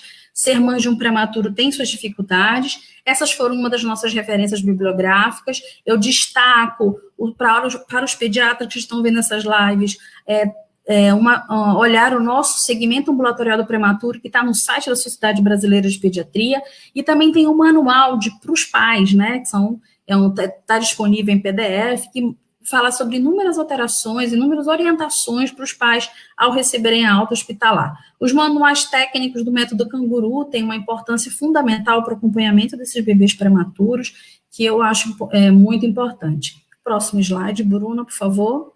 E eu queria agradecer a toda a maternidade que, junto comigo, então, eu não consigo trabalhar sozinha. Eu tenho uma equipe maravilhosa que trabalha comigo, a técnica de enfermagem, a Débora, as assistentes sociais, as pessoas da recepção, as enfermeiras, a enfermeira Lilian, que aplica anualmente Palivizumab, e a toda a equipe da unidade neonatal, que a gente continua com esse cuidado, e eles sempre veem as crianças, né, no ambulatório, no corredor, vendo a evolução dessas crianças, e tudo tem a ver com o nosso trabalho, o nosso empenho.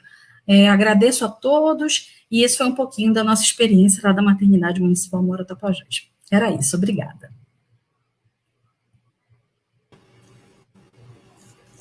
Obrigado, Brisa, muito bom, excelente, com um desfecho bacana, né? Partindo do pré-natal, chegamos até o segmento. É claro que a gente não tem muito tempo, daria para a gente ficar o dia todo falando sobre esses assuntos e discutindo sobre a qualidade da assistência ao recém-nascido prematuro, né? Desde a sua prevenção até mesmo ao desfecho da prematuridade e como melhorar a vida dele a partir da alta hospitalar.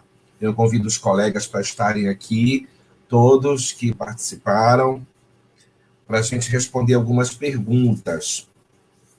Bom, eu acho que nós atingimos um objetivo, foi um desafio a gente trazer um pouco da contextualização do que a gente vive aqui na Amazônia, né? No estado do Amazonas, principalmente, as dificuldades que a gente encontra, as disparidades que a gente verifica entre capital e interior, e mesmo dentro da capital, entre serviços públicos e serviços privados. Então, nós não temos ainda, eu acho que ficou muito claro, uma assistência bem integrada. Os nossos elos ainda estão quebrados.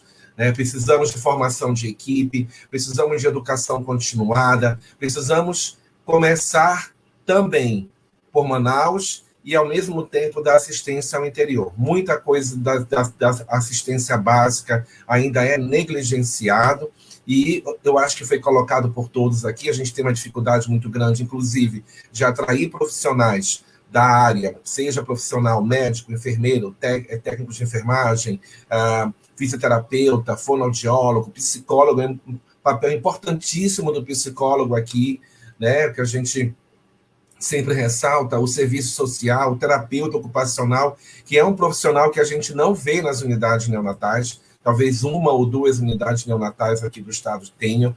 Nas maternidades privadas a gente não vê o terapeuta ocupacional. Então, são desafios que a gente precisa realmente trabalhar junto à sociedade local para melhorar esse desfecho. E não tem outra, né? Não tem outra forma da gente trabalhar isso, melhorar, se não trouxer o obstetra junto com a gente. Nós temos que andar de mãos dadas. E ainda acho que a gente tem que trazer o obstetra, precisa trazer o anestesiologista também, para que a gente esteja junto, para saber qual é a melhor forma de assistir a mulher, de assistir a criança, né, durante todo esse percurso, do momento em que a mulher engravida, ou talvez até antes mesmo, na pré-concepção, até mesmo chegar ao nascimento e o segmento do neném após o parto.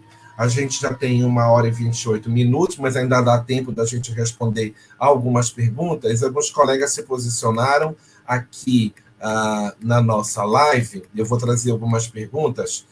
Uma das perguntas é assim: os bebês prematuros do SUS são acompanhados por equipe multidisciplinar nas unidades ambulatoriais? Eu vi que a Brisa colocou, né, das unidades básicas de saúde. Tem alguma unidade em que seja completo, Brisa, todos os profissionais?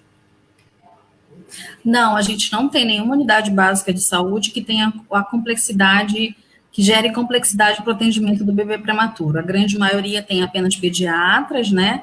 E em algumas tem fisioterapeuta e terapeuta ocupacional. Mas não tem dentro da unidade, ou seja, se a criança quiser ter uma avaliação com oftalmologista ou com otorrino para avaliação da triagem auditiva ou com uma fono, é tudo pelo CISREC. Ok. Bom, eu estou vendo aqui na live os colegas dando os parabéns, né, elogiando todas as falas, algumas mães entraram aqui elogiando, né, alguns colegas profissionais de outras áreas ressaltando o trabalho da equipe multiprofissional para o canguru, para as medidas de humanização. Realmente, vários colegas, eu não estou vendo mais nenhuma pergunta, mas eu gostaria que a gente ainda tenha um tempinho, né, um pouco tempo, pelo menos em 10, 15 minutos, tentar trazer essas reflexões do que a gente realmente pode estar fazendo para melhorar isso. Carlos, você falou de pré-natal. O pré-natal no Brasil, a pesquisa Nascer no Brasil, feita pelo pessoal do Instituto Fernando Figueira, da Fiocruz, mostrou umas coisas assim bem interessantes. Como resolver isso? Como tentar resolver isso pensando na nossa região, com as dificuldades que nós temos geográficas? Miralha, primeiro você tem que ter vontade política. É o fundamental. Né? Você vê que nos últimos anos os serviços pré-natais foram esvaziados.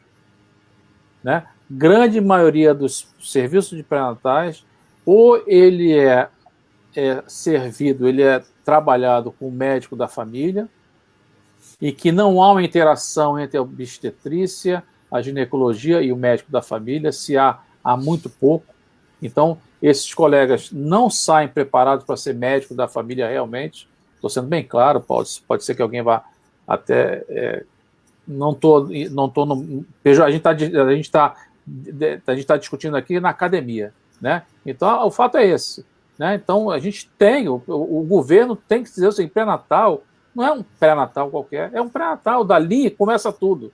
Qualquer atitude errada que você faça ali, ou não vou dizer errada, mas desatenta, pode desaguar lá dentro. Né? Por exemplo, nas hipertensões, o maior problema nós vimos ali, hipertensão arterial. Gente, hoje a gente sabe que nas pacientes de fator de risco presente para pré-eclâmpsia, usa o AS infantil à noite com um cálcio. Isso diminui lá para baixo. Quer dizer, são coisas pontos. Ninguém está falando aqui, por exemplo, de elastografia, não estou falando nada disso. Estou falando do aparelho de pressão, né? E o colega lembrar. Se estiver preparado, lembrar que o AS vai diminuir a incidência de pré-eclâmpsia, naturalmente vai diminuir a prematuridade, né? Assim como o diabetes, né? Eu acho que é isso. O cerne da questão é valorizar. O governo tem que valorizar. Não estou te dizendo a culpa da gente, não. Né? E outro fator fundamental é ou nós aprendemos a trabalhar em equipe ou nenhum programa vai para frente, gente. Nenhum programa vai para frente. Está entendendo? É fundamental a importância que haja. Né? Hoje, vou dar um exemplo, você chamou os anestesistas, tem que estar aqui presente. Né? Hoje a gente sabe que um dos mecanismos de prevenção de hemorragia pós-parto é a adequada utilização da ocitocina. Não se faz mais, vai muito tempo a ocitocina EV. Cara, e hoje eu me bato para tentar, colega, faz intramuscular, por favor. Mas ela está com a BPE. Por favor, porque depois de 5 minutos você não tem mais ocitocina. E aí a mulher vai perder a oportunidade de fazer a prevenção da hemorragia pós-parto. Não é isso? E por aí vai a utilização do... A gente não teve tempo suficiente, mas a utilização do corticoide com as indicações, né, bem estabelecida, não é sair fazendo corticoide para prevenir uma possível prematuridade que tu não tem indicação ali que vai realmente acontecer, porque o corticoide não é água, a gente sabe as consequências por feto. Enfim, é muito complexo, né, o Miralha? Mas se a gente fizer um pouquinho de cada vez, a gente vai chegar lá. Mas acho que o principal, bicho, mesmo com a falta de apoio do governo, é a gente trabalhar em equipe, na urgência e no pré-natal. Ok, ótimo, concordo plenamente, Carlos, com toda certeza. Jefferson, em relação ao manejo da lactação do prematuro, você falou da extração mecânica e da extração manual, que tem melhores resultados na produção do leite. Como é que está sendo feita essa orientação no Sistema Único de Saúde? Nós temos, às vezes, conversado com algumas mães, na unidade que eu trabalho, que eu coordeno, uma unidade privada, a gente tem feito orientação para algumas mães em relação ao uso da extração mecânica, o equipamento adequado, né, a higienização. Como é que isso é feito? As próprias mães do sistema privado, elas se queixam das dificuldades financeiras, né, principalmente agora que a gente está nesse momento de pandemia. Como que a gente pode está orientando essas famílias? Existe algum dispositivo que seja melhor?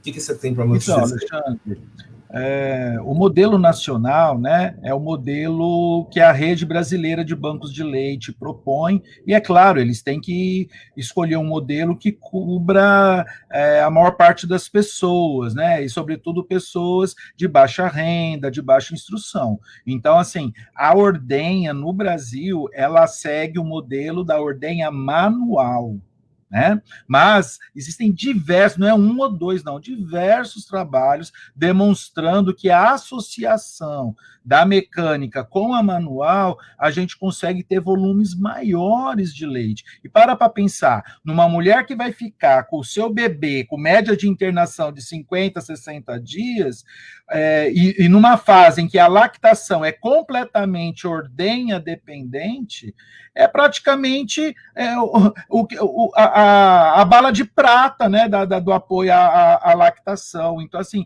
as mulheres, elas precisam de bombas, essas bombas são hospitalares, né, também não é qualquer bombinha, né, que vai resolver, são bombas hospitalares, bombas que têm a mãe consegue manusear o vácuo, né? Consegue. Não vou falar de uma bomba ou outra, porque vai ficar parecendo que eu posso até ter algum conflito de interesse, que não é o caso. Mas, assim, eu acho muito importante que a gente compreenda que isso pode ser uma alternativa. Mas antes disso, Alexandre, eu acho que a gente ainda está um passo atrás. As nossas mães não fazem a ordenha manual à beira do leito. Essa é a recomendação atualmente. Nós precisamos mudar o modelo. Então, o nosso modelo ele está assim defasado. A mãe ela tem o direito de ordenhar o seu leite à beira do leito, vendo o seu bebê, pensando o seu bebê, né? E isso aumenta a produção. Então, assim, são muitas questões que a gente precisa levar em consideração para definir, né, essas estratégias. A ordenha é uma delas. Por exemplo, você já reparou que se o bebê tiver prescrito 30 ml de leite, a mãe vai lá e tira 30, sendo que, na verdade, a gente sabe que ela deveria tirar o dobro do que o bebê usa, para que ela possa ter chance de amamentação exclusiva, né, durante a internação, pelo menos, né? E o nosso modelo é o contrário. Se a gente prescreve 30, a mãe fala, vou tirar só 30, né? E a gente não age, não há uma ação, né, para mudar essa. A gente precisa de um time também envolvido com a questão da amamentação. Atualmente, Alexandre, eu vou te falar uma coisa, não tem mais enfermagem, não tem mais médico, não tem mais pediatra, não tem mais ninguém que orienta a amamentação com esse olhar, né, especializado de como conduzir a amamentação entre bebês que têm dificuldades, né? É fácil desmamar esses bebês. E certamente eu não tenho dúvida de afirmar que eles seriam os bebês que mais se beneficiariam da amamentação exclusiva. Perfeito, Jefferson. Ótimo. Nós temos algumas colocações de alguns colegas que estão assistindo a gente. A Patrícia, a Silvia Neila colocou aqui que lembrar do interior é importante, pois a demanda não é pequena e realmente o suporte que os colegas têm são limitados, o que acaba repercutindo no transporte, nem sempre feito de modo adequado e prejuízo na sobrevida desse bebê. E aí surgiu uma pergunta um pouquinho antes, logo lá no início, eu acho que a Paula pode nos ajudar a responder. Paula, esses bebês que chegam nas maternidades públicas, eles estão vindo transportados por quem?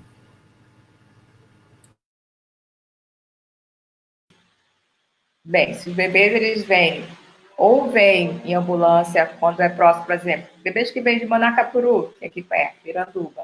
Muitas vezes eles vêm na ambulância só com o técnico de saúde.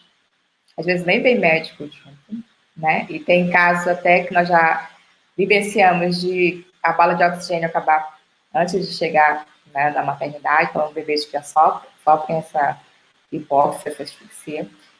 Bebês mais distantes, por exemplo, quem vem de Tabatinga, eles vêm numa aeronave, né, numa UTI aérea.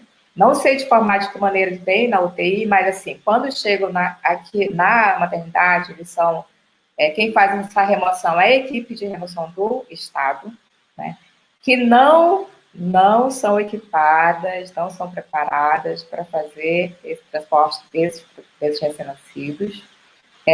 Agora que começaram a usar, num caso, a incubadora de transporte, mas a maioria não usa incubadora, então esses bebês chegam, na maioria das vezes, hipotérmicos. Tem bebê que chega com 34 de temperatura, né? Tem bebê que foi intubado, por exemplo, nós tivemos um caso recente na maternidade na Moura Tapajós, um bebê de 27 semanas, que nasceu com 800 gramas, e ele veio somente no 10º dia. E lá, o que eles referiram é que ele estava no catéter nasal. Quando ele chegou entubado, mas não estava entubado, ele estubou no caminho. E foi colocado em CPAP. E começou a apresentar apneia, porque ele chegou com hipotermia, que é um fator, né, para a apneia.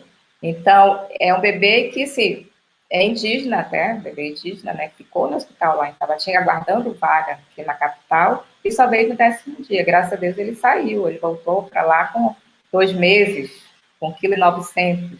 Nem pôde fazer a terceira etapa do canguru, porque não tem lá, mas a mãe tinha urgência em retornar, né, na cidade de origem, porque ele ficou no hospital durante todo esse tempo, e a mãe não tinha outro lugar para ficar, então são essas condições que nós recebemos desses bebês. Não tem uma equipe de pediatria, de pediatras, de neonatologia que faça esse transporte aqui na nossa cidade. Infelizmente, ainda não conseguimos montar essa equipe. No serviço público, eu sei que no privado já tem. Alexandre, eu queria falar um pouquinho sobre o transporte neonatal, só para lembrar que quem está assistindo a nossa live, a Sociedade Brasileira de Pediatria, junto com seu programa de reanimação neonatal, tem um curso específico do transporte do bebê de alto risco.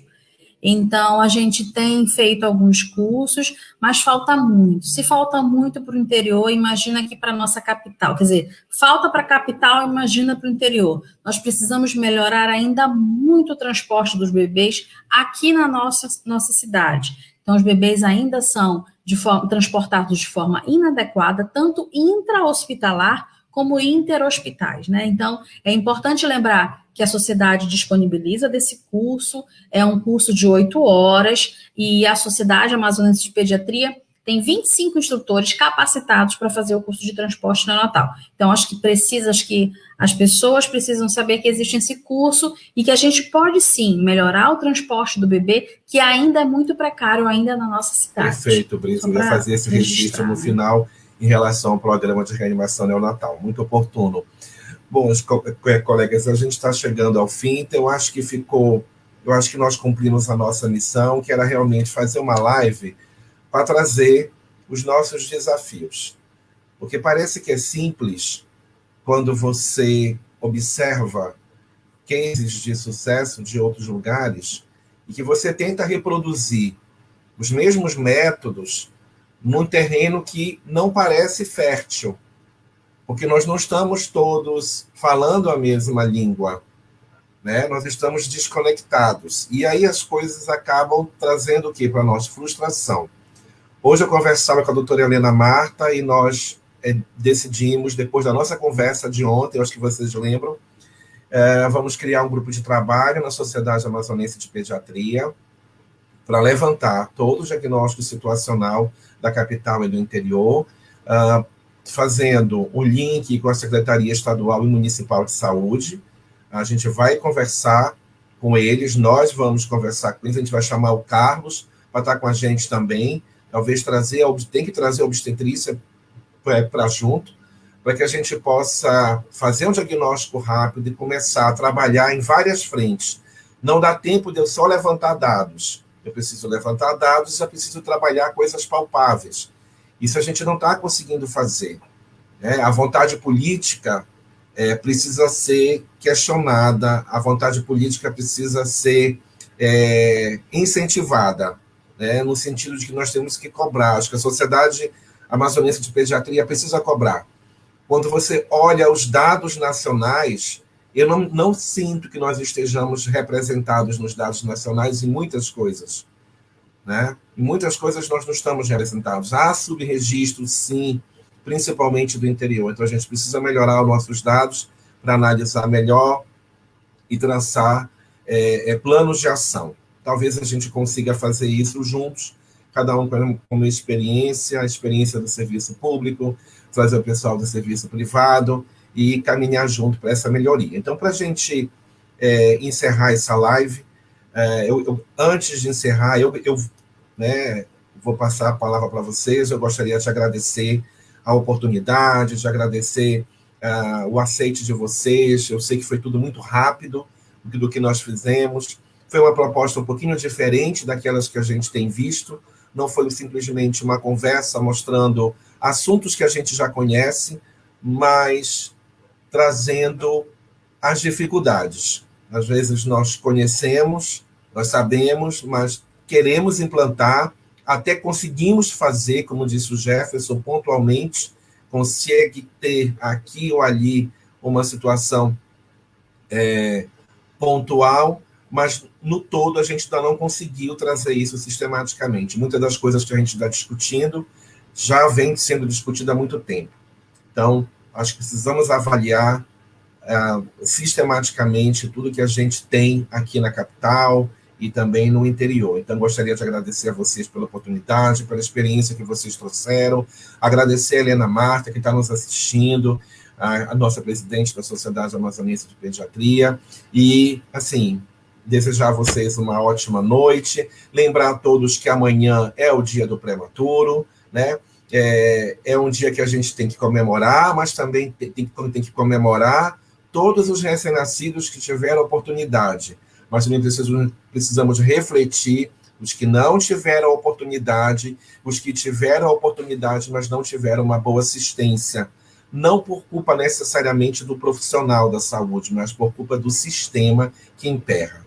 Também convidar a todos que às terças-feiras à noite nós estamos tendo webinar da Sociedade Brasileira de Pediatria, e o mês de novembro é dedicado até a última terça-feira a temas relacionados à pré-maturidade. E lá vocês vão ter uma discussão bem mais técnicas em relação a temas diversos, né, e transversais, mas todos baseados nos eixos fundamentais da assistência e que são, sim, gargalo para a gente. Então, eu gostaria de passar, acho que o Jefferson pode falar, depois a Paula, a Brisa e o Carlos, e aí a gente encerra a live agradecendo a todos aqui os que participaram.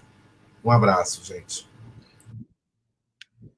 Pessoal, muito obrigado também pela oportunidade da participação. Eu vou encerrar lembrando, né, que só por nascer na região norte, o nosso bebê tem um risco aumentado de morrer em 30%. Então, só porque nasceu na região norte. Isso, claro, demonstra as iniquidades, né, regionais, sociais, econômicas do nosso país, mas isso não é uma coisa simples de resolver, mas nós precisamos avançar. Não dá mais para aceitar essa diferença como uma coisa normal ou um status quo a ficar eternamente estabelecido. Vamos aceitar o desafio de avançar e traçar o bom combate, né? Que é aquele combate que a gente não desiste, né? Que todos nós possamos trabalhar em equipe, né? Que nós possamos unir forças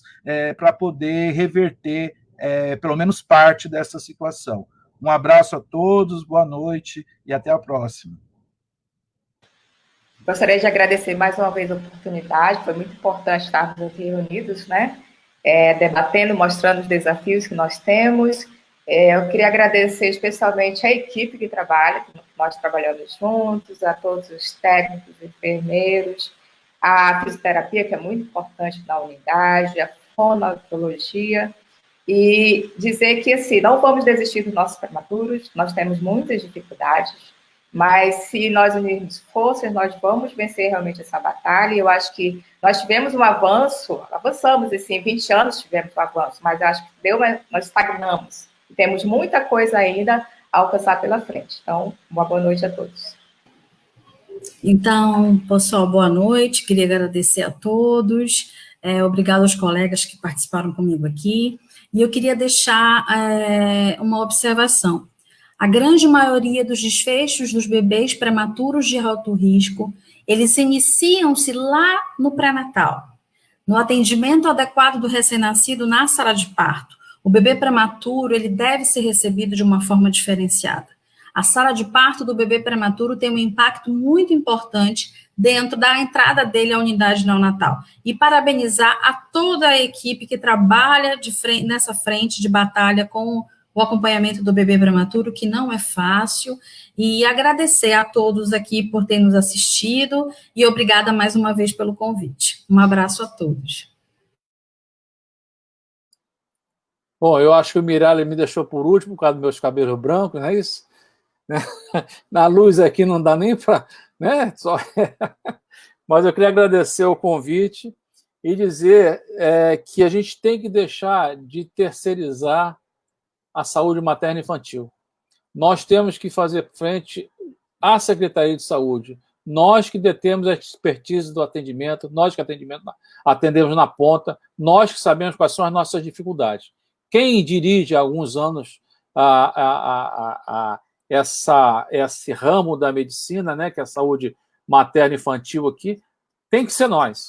Tem que ser pessoas com a nossa capacidade, com a nossa visão, entendeu? Então, eu acho que a gente tem que recuperar isso aí dentro da Suzano e temos que realmente exigir que eles façam aquilo que deve ser feito, o que é certo, e não ficar fazendo remendos como eles estão acostumados a fazer, entendeu? Então, fica aqui só esse meu desabafo e, mais uma vez, agradecer. Eu gostei muito de estar participando de você. Agora, o Jefferson falou um detalhe, que hoje, né, 30% de risco nascer. Então, imagina, há 21 anos atrás, né, conseguir, você vê a capacidade do neonatologista amazonense.